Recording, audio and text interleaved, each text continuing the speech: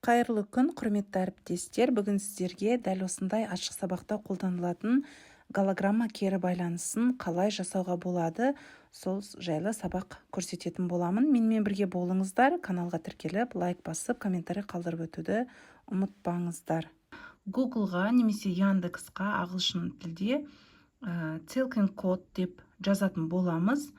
Менде қазір кіргеннен кейін көрініп тұр. Мен түсіндіріп айтып кетейін дегенім, не үшін мен бұндай форматта видео түсіріп жатырмын. Запись экраны менде көрілмейді. Өйткені запись экраны жасаған кезінде бізде Telkin код программасына ары қарай кірмей жатыр. Сондықтан мен сіздерге осындай записьті камерамен түсіруді жөн санадым. Ендеше ары қарай сіздерге жасалу жолымен таныстыратын боламын. Олай болса, ағылшын тілінде Telkin код деп тересіздер.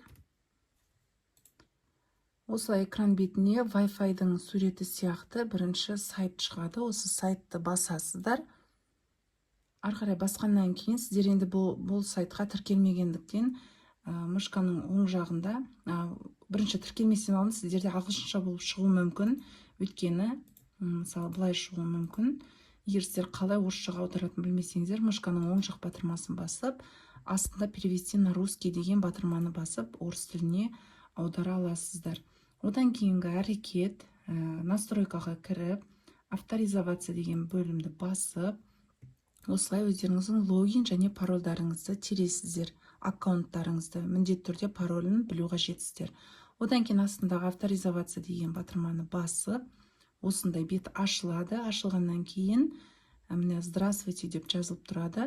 Ары қарай осы бойынша сіздер голограмманы жасай аласыздар. Келесі іс-әрекет бізде ваш код деген жердегі екінші тұрған создать код деген батырманы басасыздар. Одан кейін сіздерде осындай бет ашылады. Запуск камере деп. Өздеріңізді начать запись деген тұрады. Оны баспай астындағы загрузить файлы, яғни дайын видеоны жүктеу үшін астындағы батырманы басасыздар. Одан кейін сіздерді осындай бетке шығарады. Дайын видеоны алып, открытті басасыздар. Басқаннан кейін осындай сіздерге бет ашылады. Ашылғаннан кейін ең астындағы загрузите и создайте код деген жерді басасыздар. Сосын ары қарай сіздерді загрузка видео деп сіздердің видеоларыңызды жасап береді. 100%-ға толғанша күтесіздер. Одан кейін сіздерде осындай бет ашылады. Мына жерде статус дегеннің бөлімнің астына создание деп тұрады. Осы 100%-ға толғанша күтесіздер. Бұл екінші этапы. Қазір 100-ге толғаннан кейін сіздерде бет ашылады жаңа. Бұл көп уақыт алмайды, бір 30 секунд шамасында.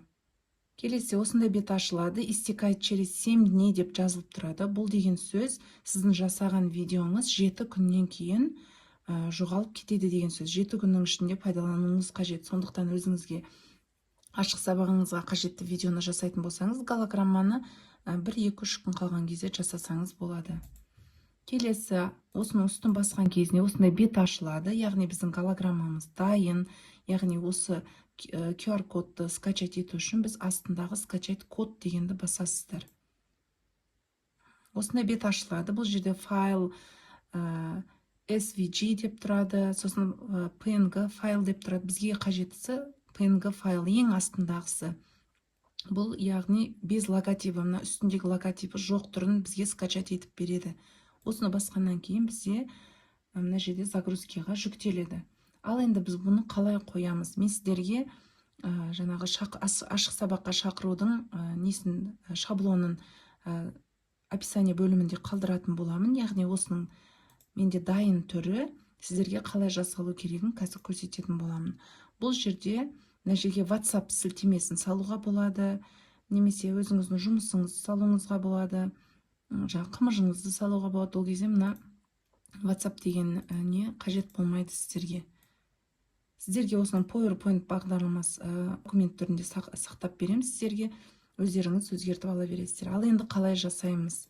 Мына жерге біз жаңағы QR кодты қоюымыз қажет.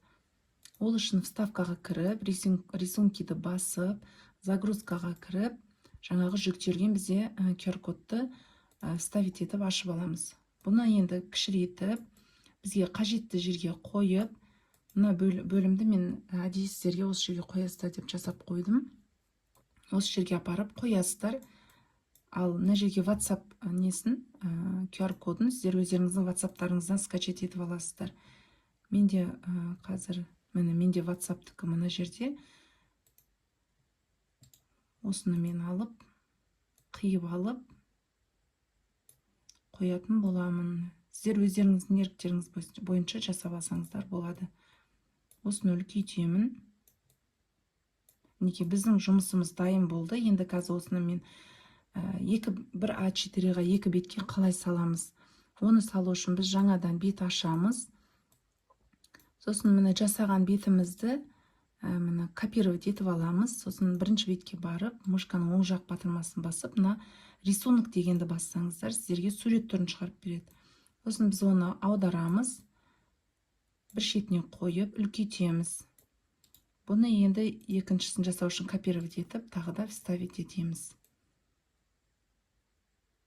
Онда бізде осында 2 жаңағы кері байланысымыз дайын болды. Осын сіздер печатқа жіберіп, шығарып алып, әріптестердің алдына ұсынсаңыздар болады. Қазір енді сіздерге қалай болғанын көрсететін боламын.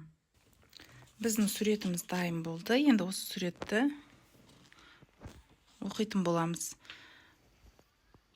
Осы жерде Talking дегенді басамыз.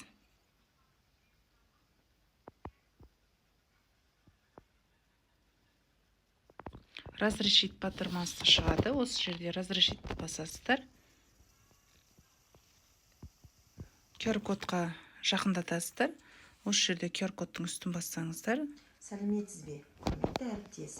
Авангард мектебінің 10 жылдық мерейтойына қош келдіңіздер.